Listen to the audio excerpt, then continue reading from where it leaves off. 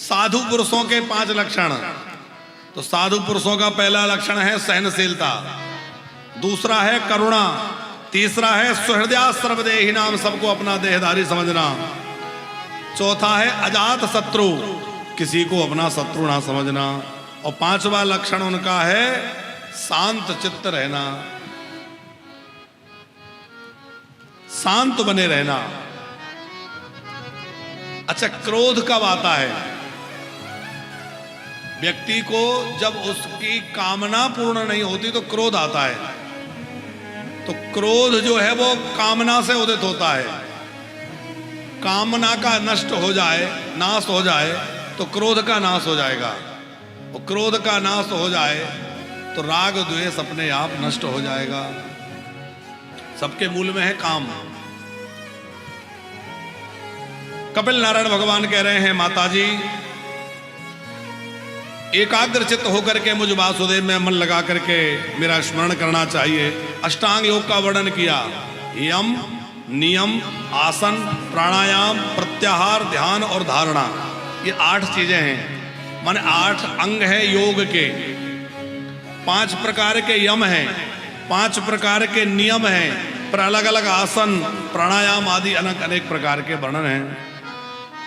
फिर जीव किस प्रकार अपने माँ के गर्भ में आता है, कैसे वो माँ के गर्भ में भगवान से पुकार लगाता है, ये सब कपिल नारायण भगवान ने बहुत विस्तार से सुनाया है। कितने दिनों में उसका कितना विकास होता है गर्भस्थ बालक का, और फिर वो कैसे भगवान से स्तुति करता है। गर्भ में उल्टा लटका हुआ वह जीवात्मा भगवान से कहता है, प्रभु एक बार इस नरक से निकाल दो, अब की बार इतना भजन करूंगा कि अगली बार किसी माँ के गर्भ में नहीं जाना पड़े। भगवान कहता है, बाबरे, भगवान कहते हैं, बाबरे बार बार यही कह के जाता है और फिर उसी में लग जाता है। बोले नहीं नहीं प्रभु, इस बार इस नरक से निकाल दीजिए। अब आप विचार करो, हाथ पैर बंधे हैं, ना हाथ हिला सकता, ना पैर हिला सकता, ना गर्दन सीधी कर सकता, गर्दन मुड़ी है, उल्टा लटका है, सिर नीचे है, पैर ऊपर है, मलमूत्र के उस भांड में पड़ा हुआ है जीवात्मा। अब मां के पेट में रहने वाले जो छोटे छोटे कीट हैं, वो छोटे छोटे कीड़े उसको वेदना देते हैं, काटते हैं, उसको बहुत भयंकर पीड़ा होती है। कपिल भगवान ने ये सब वर्णन किया है। मां यदि थोड़ा तीखा खा ले तो वो मिर्च जो जाती है, बताओ उतना कोमल उसका शरीर, और तीखा जाएगा तो उसकी क्या दशा होगी। कुछ खट्टा खा ले, तीखा खा ले, नमक तेज खा ले, तो वो सब चीजें, कुछ गर्म चीज खा ले, वो बेचारा तो बड़ा कोमल है, उसको उन सब के कारण बड़ी भारी वेदना होती, भारी कष्ट होता है, लेकिन वो कुछ कर सकता नहीं। बस भगवान से प्रार्थना कर सकता है, प्रभु एक बार इस नरक से बाहर कर दीजिए, अब की बार इतना जप करूंगा, इतना भजन करूंगा कि दोबारा किसी माँ के गर्भ में नहीं आना पड़े।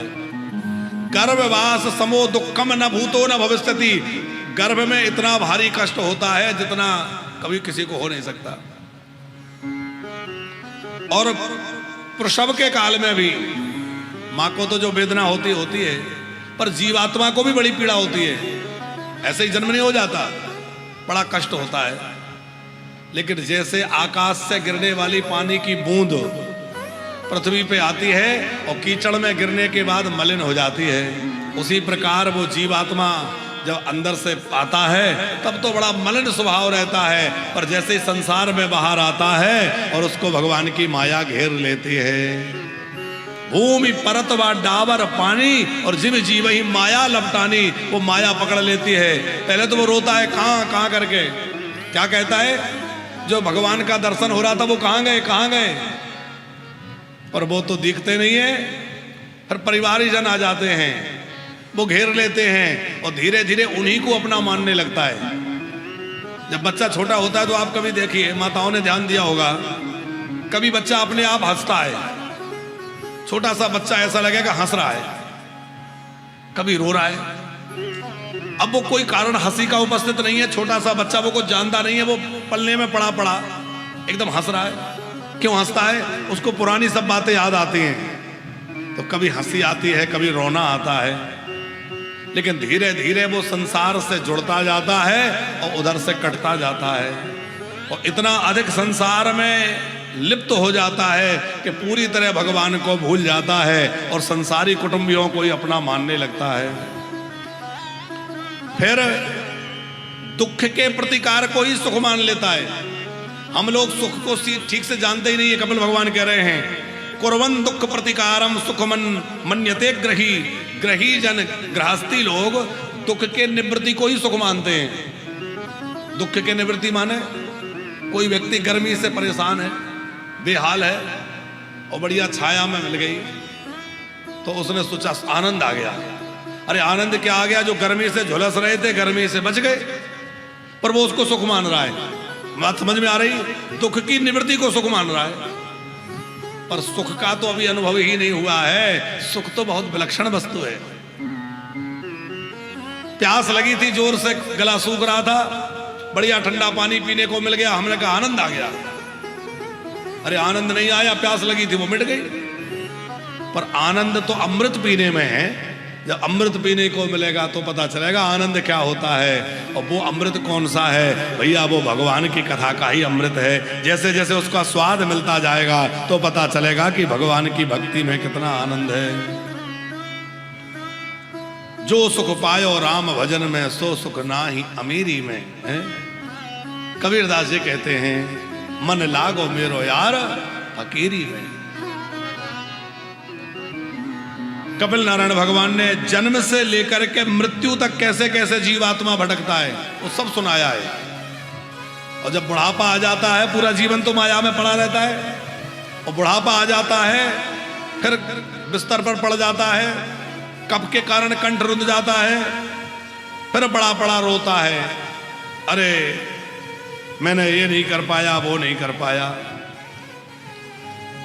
और माया का स्मरण करते हुए, कुटुंबियों की चिंता करते हुए, घर गृहस्थी की चिंता में पड़ा हुआ वह मृत्यु को प्राप्त हो जाता है। और मरने के बाद जब यमराज के दूत उस जीवात्मा को पकड़ के खींचते हैं और उसमें कोड़े मारते हैं तो रोता है हाय हाय करके, हाय मुझे इतना कुछ मिला था पर उसका मैंने सदुपयोग नहीं किया। इस शरीर से मैंने कभी सेवा नहीं करी। यमराज के दूत कहते हैं अब तो तेरी सेवा बढ़िया नरकों में जाके होगी। कहता है थोड़ा समय दे दो, एक बार छोड़ दो, मैंने इतना धन कमाया था उसमें से थोड़ा बहुत भी दान कर आऊं ताकि मेरा कल्याण हो, यहाँ मुझे कुछ सुख सुविधा मिले। यमराज के दूत कहते हैं अब कुछ नहीं हो सकता, अब तो कोड़े खाओ और चलो नरकों में। अरे मैंने इतना कुछ कमाया, इतना कुछ किया, पर यहाँ के लिए कोई व्यवस्था नहीं करी, मैंने कभी नाम नहीं लिया, मैंने कभी कथा नहीं सुनी, कीर्तन नहीं किया, बहुत पछताता है। और पछताते हुए भयंकर नरकों में पटक दिया जाता है। नार की यातना भोगने के बाद वह जब जन्म भी लेता है तो कैसे जन्म लेता है? बोले जब उसका संसार में जन्म होता है तो वह निम्न योनियों में आता है, कीट पतंगे बनेगा, पशु पक्षी बनेगा, तृक योनियों में जाएगा, तरह तरह के दुख भोगेगा। और भोगते भोगते, अच्छा एक बात है पंकज जी, नरक कहाँ होंगे कैसे होंगे वो तो बाद की बात है, पर आप जरा बाहर निकल के किसी किसी चीज पे ध्यान दीजिए तो आपको लगेगा कि ये भी कितना बड़ा नरक है। नाली में पड़ा हुआ जीव क्या वो नरक नहीं भोग रहा? हम लोग तो बढ़िया सुख से बैठ के खा रहे, अब भयंकर गर्मी पड़ रही थी, बंदर बेचारे बैठे ना खाने को कुछ ठिकाने से। अब जो बंदर यहाँ आसपास शहर में है उनको तो मान लीजिए मिल जा रहा है, जंगलों में आजकल फल नहीं बचे, गर्मी में पत्थर तप रहे, ऊपर से सूर्य नारायण तप रहे, बेचारे भूख प्यास से भटक रहे, तो क्या ये नरक नहीं है? ऐसे यदि हम ध्यान दें तो तमाम जीव जंतु नरक ही तो भोग रहे हैं। अस्पतालों में चले जाओ, जीते जागते नरक देखना है, अस्पतालों में चले जाओ। कई बार तो हमें तो भैया नरकों में जाके हमें तो वैराग्य सा हो जाता है, लगता है हे भगवान ऐसी पीड़ा में ना पड़ना पड़ जाए। क्या क्या दशा लोग भोग रहे हैं। अब ना तो मर सकते क्योंकि जब तक श्वासें हैं जीना तो है ही, पर क्या क्या कष्ट भोगना पड़ रहा है, कैसी कैसी वेदना से लोगों को गुजरना पड़ रहा है अस्पतालों में। तो भैया तरह तरह के नर के संसार में ही हैं, उन सब से बचना है तो उसका साधन ये है कि भगवान नाम का आश्रय लें। भगवान बड़े दयालु हैं। आज भी हम यदि सच्चे हृदय से भगवान के आश्रय में जाकर भगवत भजन में लग जाएं तो भगवान अभी तक के सब अपराध क्षमा कर देंगे और हमें भयंकर नरकों की यातना से बचा लेंगे। इसलिए पतित पावन भगवान का नाम का आश्रय लें, भगवान का आश्रय लें। पतित पावन है नाम तिहारा, पतित पावन है नाम तिहारो, चाहो तो पार करो, चाहो तो पार करो। प्रभु जी मेरे अवगुण चित ना धरो, प्रभु जी मेरे अवगुण चित ना धरो। समदर्शी है नाम तिहारा, समदर्शी है नाम तिहारो, अब चाहो तो पार करो, चाहो तो पार करो। प्रभु जी मेरे अवगुण चित ना धरो, प्रभु जी मेरे अवगुण चित ना धरो। करुणा निधान करुणा करनी पड़ेगी तुमको, करुणा निधान करुणा करनी पड़ेगी तुमको। क्यों करनी पड़ेगी? भक्त ने कहा कि आपको करुणा करनी पड़ेगी। भगवान बोले क्यों करनी पड़ेगी? तो भक्त ने कहा यदि आप करुणा नहीं करेंगे तो आपका करुणा निधान नाम बदनाम हो जाएगा। भाई जो आपका नाम है वैसा काम ना हो तो नाम बदनाम होगा कि नहीं? अच्छा एक बात विचार करो कृष्णलाल जी, कहीं बोर्ड लगा हो कि यहां शुद्ध देसी गाय का घी मिलता है, बोर्ड तो लगा है कि यहां शुद्ध देसी गाय का घी मिलता है और बिक रहा हो डालडा, तो छापेमारी में पकड़े गए तो सजा होगी कि नहीं? दंड मिलेगा कि नहीं? क्योंकि भाई तुम गलत कर रहे हो। बोर्ड तो लगा रखा है किसी और चीज का, मिल रहा है कुछ और। ऐसे ही एक भक्त कहता है प्रभु आपका नाम करुणा निधान है। अच्छा ये बात भगवान के लिए भी है और हमारे लिए भी है। हम लोगों ने भी बोर्ड क्या लगा रखा है? अब ये लंबा चौड़ा टीका लगा रखा है, ये क्या है? ये बोर्ड है। इसको देख के लोग समझते हैं भैया ये तो बड़े भगवत भक्त होंगे, ये तो संत हैं या भक्त हैं, ऐसी क्योंकि ये बोर्ड है ना। हमारे पूज्य मलुकपीठ वाले गुरुजी कहते हैं कि भैया साइन बोर्ड तो लिया भक्त का, स्वरूप बना लिया भक्त का और काम कर रहे हो अभक्त का, काम कर रहे हो लोगों को ठगने का। तो फिर भगवान कहेंगे जब छापा पड़ेगा तो कि बोर्ड लगा रखा है कुछ और काम चल रहा है कुछ। इसलिए जैसा बोर्ड लगा रखा है वैसा काम होना चाहिए भैया। जैसा हमने अपने ऊपर से दिखा रखा है, बाहर से जैसे हम बने हैं वैसे अंदर से भी हो जाएं। केवल बाहर से बनने से काम नहीं चलेगा, अंदर से भी हमें वैसा होना पड़ेगा। यदि अंदर से कुछ और है और बाहर से कुछ और है तो ये तो फिर भैया धोखा माना जाएगा और धोखा देने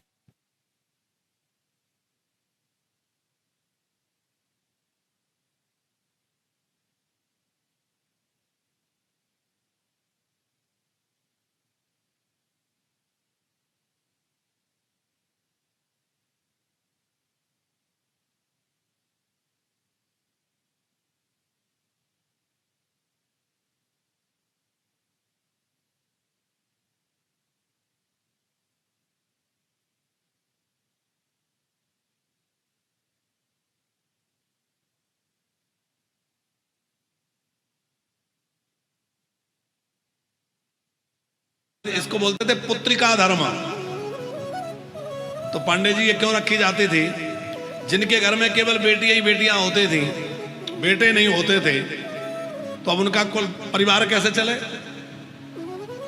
तो अपनी पुत्री का जब वो विवाह करते थे तो ये शर्त रख देते थे कि इस पुत्री से जो प्रथम पुत्र होगा वो हम ले लेंगे, ताकि हमारा भी वंश आगे बढ़े। इसीलिए यदि किसी के पुत्र नहीं हैं तो पिंडदान करने का पहला अधिकार किसका है? पुत्र के बाद बेटी के बेटे का, दोहित्र का। नाना जी का पिंडदान फिर वो दान करे।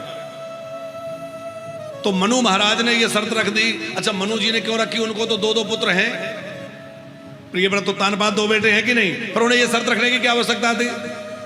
उन्होंने ये शर्त इसलिए रखी, उन्होंने देखा कि मैंने अपनी बीच वाली बेटी का विवाह करदम जी से किया तो उनके यहाँ भगवान प्रकट हुए, भगवान उनके बेटा बन के आए, तो मुझे दोहित्र के रूप में तो भगवान मिल गए, अब अपने पुत्र के रूप में भी भगवान मिल जाए। तो कहीं बड़ी बेटी के गर्भ से भी भगवान का जन्म हुआ तो वो भगवान मेरे बेटा बन जाएंगे, इसलिए उन्होंने इस लोभ में ये शर्त रख दी। और हुआ भी ऐसा ही। आकुति जी के गर्भ से जो प्रथम पुत्र हुए वो साक्षात भगवान नारायण आए। क्या नाम रखा गया भगवान का? यहाँ कौन सा अवतार हुआ है? पंकज जी, कौन सा अवतार हुआ है यहाँ? यज्ञ नारायण। भगवान यज्ञ नारायण के रूप में प्रकट हुए और अपनी देवी को, पत्नी को साथ लाए। उनका नाम है दक्षिणा देवी। लक्ष्मी जी यहाँ दक्षिणा बनकर के प्रकट हुई है, भागवत जी में वर्णन है। यज्ञ नारायण की पत्नी है वो। अब वो शर्त के अनुसार मनु जी ले गए। मनु जी ने अपना पुत्र मान लिया यज्ञ नारायण भगवान को, पर इतना प्रेम करने के बाद भी मन नहीं भरा। क्या लगा कि अभी तो बेटी के कोख से जन्म लिया है, अब हमारी धर्मपत्नी की कोख से जन्म लीजिए, ऐसा मन में भाव था। तो मनु महाराज खूब यज्ञ नारायण भगवान के साथ रहे और बाद में अपना राज्य जबरदस्ती पुत्रों को सौंप करके कहां चले गए? नैमिषारण्य। और तीर्थवर नैमिष विख्याता नैमिष तीर्थ में जाकर के मनु जी ने और शत्रुपा जी ने तपस्या करी। कठोर तप मनु जी ने किया और मनु महाराज का तप देख करके बार बार ब्रह्मा जी आए, वरदान मांगो। बोले नहीं, आपसे नहीं मांगना। शंकर जी आए, वरदान मांगो। बोले आपसे नहीं मांगना। भगवान नारायण आए, बोले आपसे भी नहीं मांगना। विधि हरिहर तप देखी अपारा, विधि हरिहर तप देखी अपारा, मनु समीप आए बहुबारा, मनु समीप आए बहुबारा।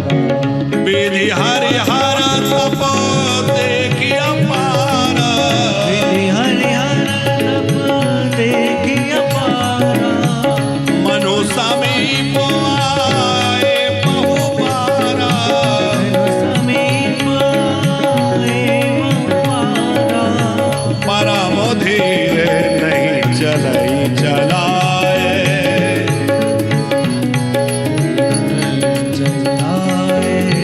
परम धीरे नहीं चलई चलाए।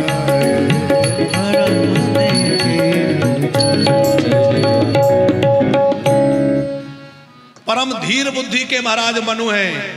ब्रह्मा विष्णु महेश के बार बार कहने पर भी इन्होंने तप नहीं छोड़ा, फिर भी तपस्या करते रहे। अब किसके लिए कर रहे हैं? बोले उनके लिए कर रहे हैं जिनके द्वारा अनेक ब्रह्मा विष्णु महेश प्रकट होते हैं, वो परब्रह्म का दर्शन चाहते हैं। तो मनु जी के सामने प्रभु श्री राम रूप में प्रकट हुए। राम जी आए कि नहीं? कैसे आए?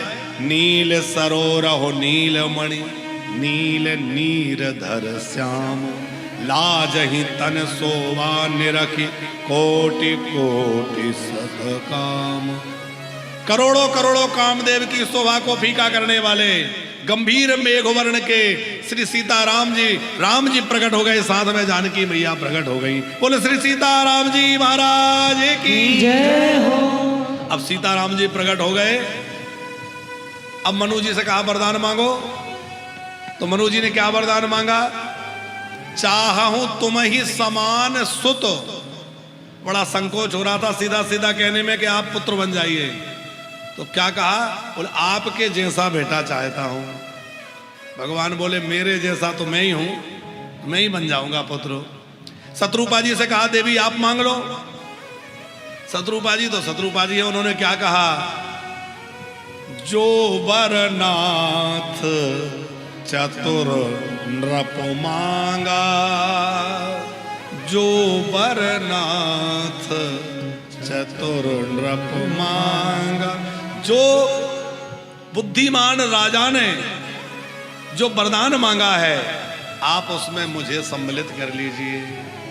माने आप इनके पुत्र बनेंगे तो गर्भ से तो मेरे से ही जन्म लेंगे, तो मैं आपकी मां बन जाऊंगी। वो मुझे बहुत प्रिय लगा वह वरदान, बस वही मुझे दे दीजिए। और राम जी जब वरदान देके लौटने लगे तो मनु जी ने फिर कहा भगवान ने कहा क्या बात है। बोले कुछ मांगना है। तो अभी तो कह रहे थे कुछ मांगना नहीं है, मैं बार बार कह रहा था कुछ मांग लो, कुछ मांग नहीं रहे थे। और बड़े संकोच में कहा आप पुत्र बन जाइए। मैंने कहा ठीक, अब क्या मांगना है। बोले थोड़ा कुछ मांगने का मन हो गया। क्या मांगना है, मांगो। तो मनु जी ने क्या मांगा, प्रभु मेरा आपके प्रति भगवान जैसा प्रेम ना हो, मेरा आपके प्रति पुत्र जैसा प्रेम हो। सुत विषय के पद तब रति होई, मुँह जड़नाथ कहें सब। भले ही मुझे लोग मूर्ख कहें, भले ही लोग मुझे चाहे जो कुछ कहें, पर मुझे आपके चरणों में पुत्र जैसा प्रेम हो जाए। पर वो प्रेम ऐसा वैसा ना हो, कैसा हो। बड़ी सुंदर उपमा को श्री मनु जी दे रहे हैं। कैसा प्रेम हो जाए कि मनी बीनो फाणी चिमो जालो बिनु मीना, और ममो जीवन तिमी तुम ही अधीना। जैसे मणिधारी सर्प, उसका मणि में इतना अधिक मोह होता है कि कोई मणि छीन ले तो सर्प प्राण त्याग देता है। जैसे मछली का जल से प्रेम होता है। अच्छा, जल में तो तमाम जीव जंतु रहते हैं, मेंढक भी पानी में रहता है, सर्प भी पानी में रहता है, कछुआ भी रहता है। कछुआ को पानी से बाहर निकाल दो तो मरेगा, मेंढक सर्प नहीं मरेंगे। मछली को निकाल दो तो मर जाएगी। तो प्रेम तो पानी से सब करते हैं, लेकिन जैसा मछली करती है वैसा कोई और नहीं करता। तो दशरथ जी कह रहे हैं कि मुझे वैसा प्रेम ना हो कछुआ मेंढक जैसा, मुझे मछली जैसा प्रेम हो कि आपके बिना मैं रह ना पाऊं, आपके बिना मेरे जीवन की कल्पना ना हो। इसीलिए तो राम जी के वियोग में दशरथ जी के प्राण गए, वही मनु जी दशरथ जी बने। अब दशरथ जी राम जी के पिता थे, उसके बाद भी भगवत धाम नहीं गए पंकज जी। कहां गए, राव गए सुरधाम। सुरधाम माने स्वर्ग, स्वर्ग में गए। तो भगवान के पिता थे, अरे भगवान का नाम लेने वाला तो भगवत धाम चला जाता है, फिर ये स्वर्ग में क्यों स्थित रह गए। एक कारण तो ये है कि ये भगवान के प्रति भगवान जैसी बुद्धि नहीं रखते थे। इन्होंने वरदान मांगा था कि मुझे आप में जो है पुत्र जैसा प्रेम हो, तो वो भगवान को पुत्र ही मानते थे, इसलिए वो स्वर्ग में ही स्थित रहे। दूसरा कारण यह है कि उनकी इच्छा थी कि मैं राम जी को राज सिंहासन पर बैठा देखूं। अब यदि वो मुक्त हो जाएंगे तो फिर राम जी को राज तिलक होते कैसे देखेंगे। तो वो स्वर्ग में चले गए और स्वर्ग में स्थित रह करके उन्होंने राम रावण का युद्ध भी देखा। और राम रावण का युद्ध देखने के बाद राम जी का राज तिलक देखा, और राम जी का राज तिलक देख करके बाद में भगवत धाम चले गए।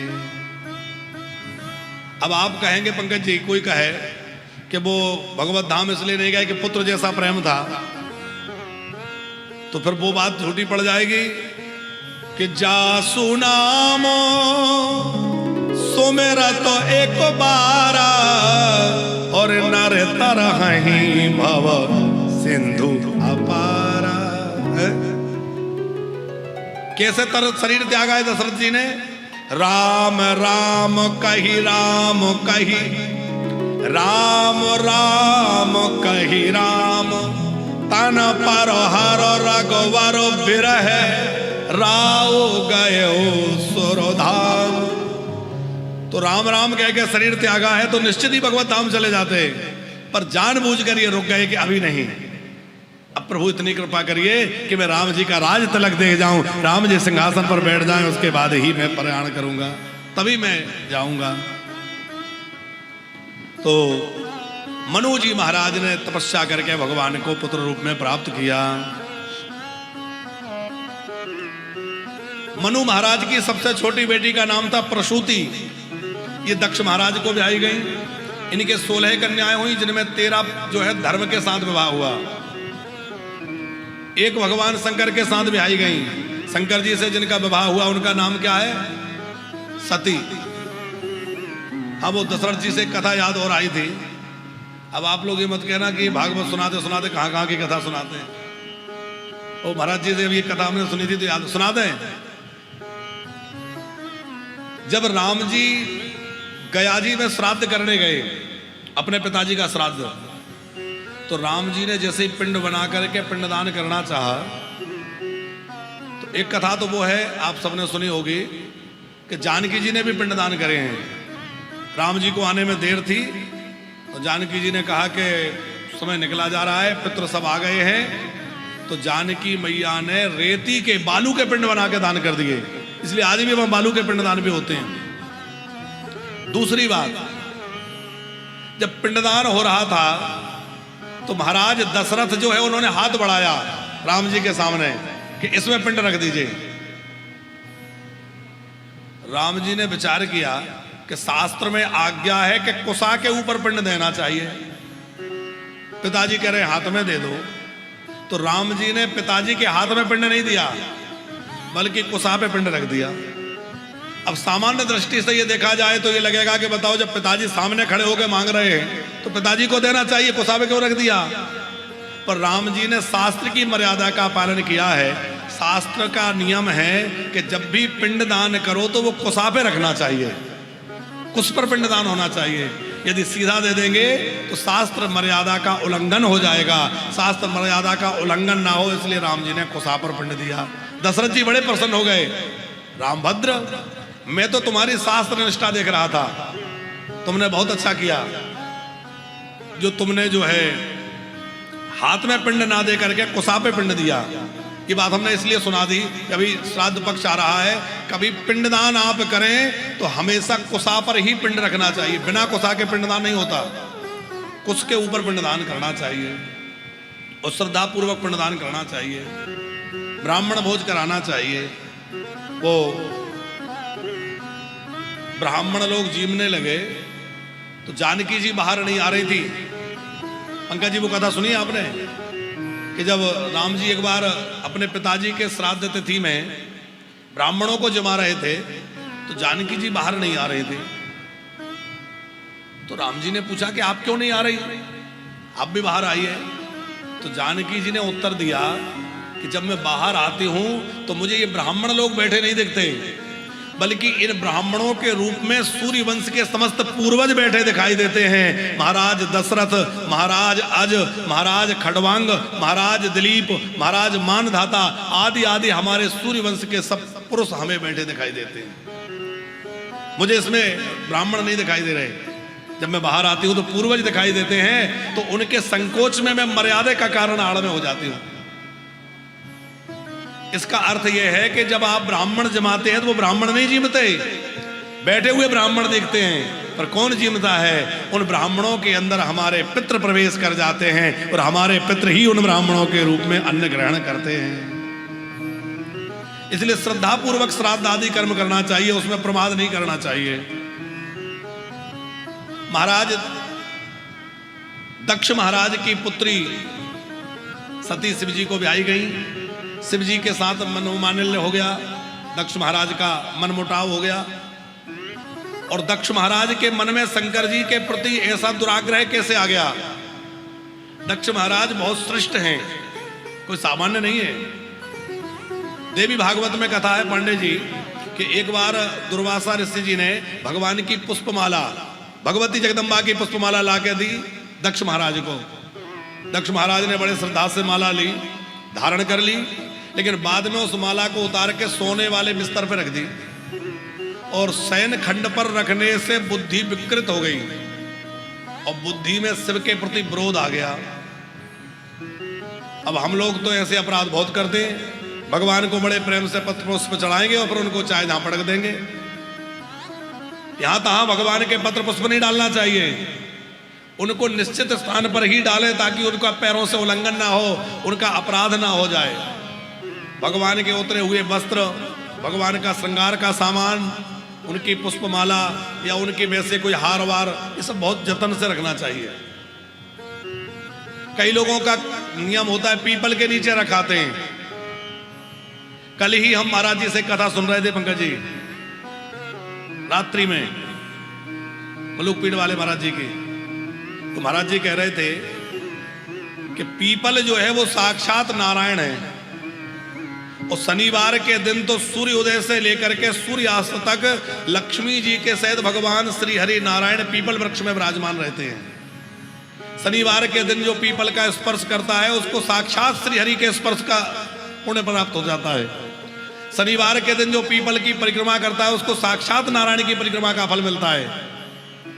शनिवार के दिन साष्टांग प्रणाम पीपल को करके और 4 परिक्रमा पीपल की करना चाहिए। लक्ष्मी नारायण की खूब कृपा घर में होती है। और गंगा जल, गाय का दूध, उसमें थोड़ा काला तिल और थोड़ा तेल डाल करके उसमें ले जाना चाहिए और वो पीपल के मूल में डालना चाहिए। शनिवार के दिन ये प्रयोग करने से घर का दारिद्र्य समाप्त हो जाता है, घर के दुख समाप्त हो जाते हैं और लक्ष्मी नारायण की कृपा से घर में खूब सुख समृद्धि प्राप्त हो जाती है। भूल करके भी रविवार को पीपल के वृक्ष का स्पर्श नहीं करना चाहिए, क्योंकि रविवार के दिन पीपल के पेड़ में दरिद्रता का वास होता है। पीपल को प्रणाम तो करें पर दूर से करें। रविवार को स्पर्श ना करें, दूर से परिक्रमा करें।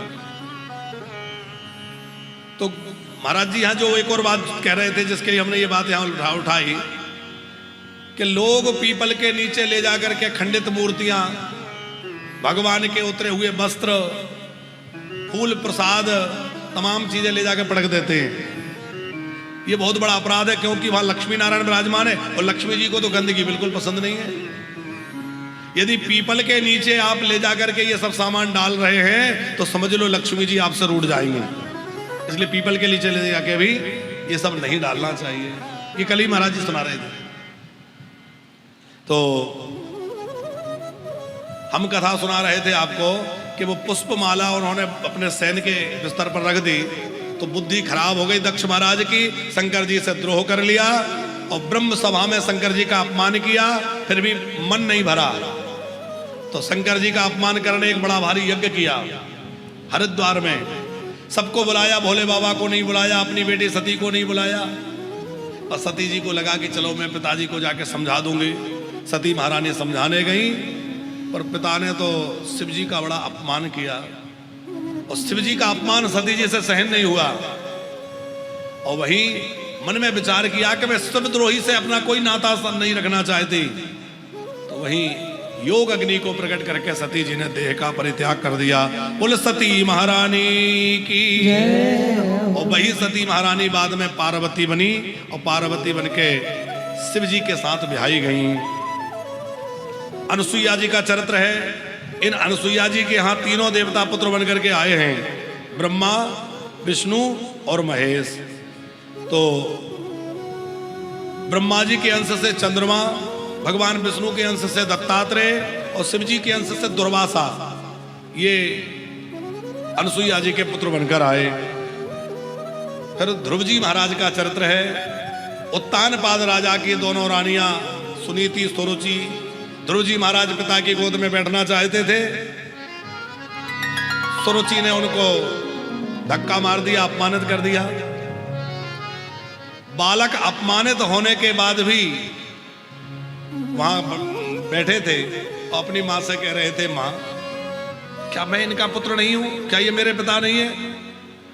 तो सुरुचि ने कहा कि ये तेरे पिता तो हैं पर मैं तेरी मां नहीं हूं।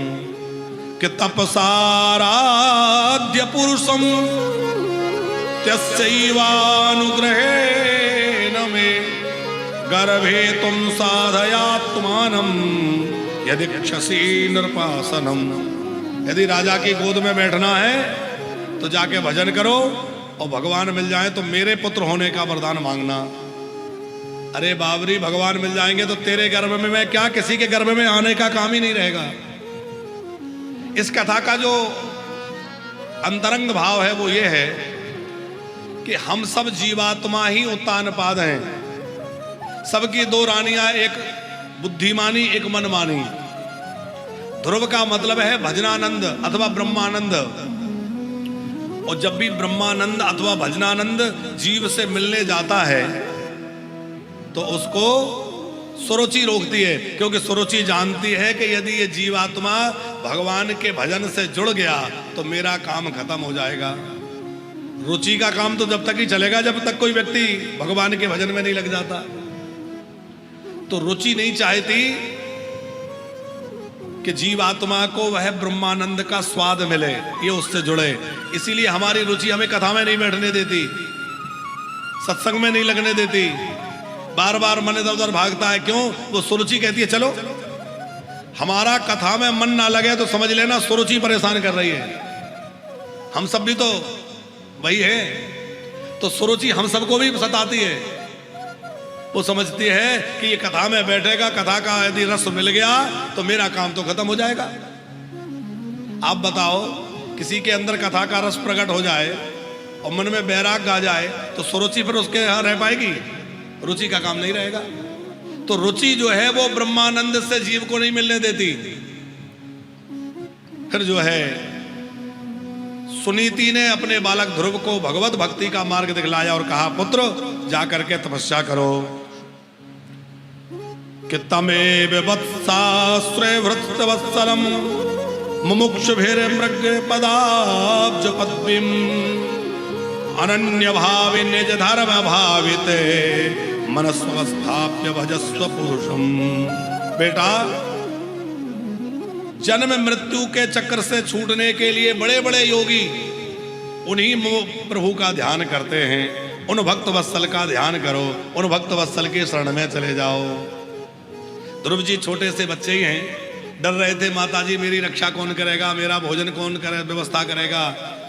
सुनीति ने कहा बेटा, जिस प्रभु के नाम के सहारे तू जा रहा है वही प्रभु तेरा रक्षा करेंगे, वही प्रभु तेरी रक्षा भी करेंगे, भरण पोषण भी करेंगे। ध्रुव जी महाराज गए। अब चिंता कर रहे थे कि रास्ता कौन बताएगा, कहाँ जाऊं, कहाँ क्या करूं। तो गुरुजी मिल गए। कौन मिल गए? नारद जी।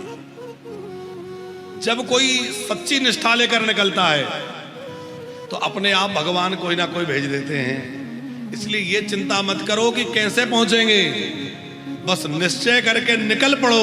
और निकल पड़ोगे तो भगवान अपने आप सहारा दे के भेज देंगे, कोई ना कोई सहारा भगवान बना देंगे। जब हम वानप्रस्थ के लिए यहां निकले वृंदावन के लिए तो पंकज जी, कई लोग हमसे कहते थे ये तो बड़ा कठिन है, आप भोपाल के रहने वाले कैसे तो भूमि खरीदेंगे, कैसे वहां व्यवस्था करेंगे, कहां से इतना पैसा आएगा, कैसे इतना बड़ा आश्रम बनेगा, बातें करना बड़ा सरल है, ये बना देंगे, ये कर देंगे, ये कर देंगे, कैसे कर देंगे। हमने कहा जिसके नाम पर निकल रहे हैं और जिसने प्रेरणा दी है और जिसने ये संकल्प दिया है वही व्यवस्था करेंगे। और जिस निश्चिंतता में हम उस दिन थे उसी निश्चिंतता में आज भी रहते। हम चिंता उन्ता नहीं करते, हम प्रयास करते हैं, अपना जो कर्तव्य है वो करते हैं। अब आप बताओ, दो दो जगह कथा चल रही है, सवेरे यहाँ कथा करना फिर वहाँ कथा तो भाग दौड़ तो होती है। यहाँ भी 3 घंटे पूरे जोर से जोश में बोलना और वहाँ भी। तो क्यों ये सब भाग दौड़ इतनी? मन में यही रहता है भैया जल्दी से जल्दी भगवान कृपा करके आश्रम बनवा दे, जल्दी से जल्दी हमारे बुजुर्ग रहने लगे, हमारी माताओं को अच्छे से अच्छी सुविधाएं मिले, हमारे बुजुर्गों को अच्छे से अच्छी व्यवस्था मिले। प्रयास तो यही रहता है, इसीलिए भाग दौड़ रहती है, पर चिंता नहीं रहती। क्यों? भैया जिस ठाकुर जी ने कृपा करके भेजा है उन्हीं ने ये व्यवस्था बनाई है और वही आगे की व्यवस्था चलाएंगे, इसलिए हम चिंता क्यों करें। करने वाले ठाकुर जी हैं, बस हम अपना कर्तव्य करते रहें, बाकी तो प्रभु की इत्ताअत है।